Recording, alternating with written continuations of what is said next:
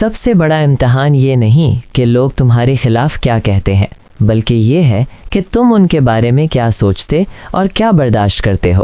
سب سے گھٹیا انسان وہ ہے کہ جب تم اس کے ساتھ دل سے بھلائی کرو، اخلاص دکھاؤ، اعتماد کرو اور اسے اپنا سمجھو، تو وہ تمہاری خاموشیوں کا فائدہ اٹھائے، تمہارے اعتماد کو مذاق سمجھے، تمہارے راز فاش کرے اور تمہاری اچھائیوں کے بدلے تمہیں اذیت دے۔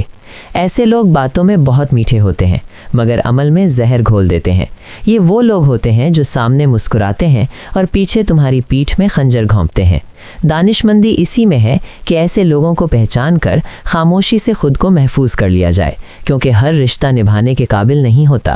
سوچنے کا سوال، کیا ہم اپنی زندگی میں ایسے لوگوں کو پہچان پا رہے ہیں یا آج بھی ہر مسکراہٹ کو خلوص سمجھ بیٹھتے ہیں؟ دینی پیغام۔ اس طرح کی نصیحت آموز اور اصلاحی باتوں کے لیے عدنان آفیشل 786 کو ضرور سبسکرائب کیجیے اور دین کی باتوں کو دوسروں تک پہنچا کر صدقہ جاریہ کا ذریعہ بنے۔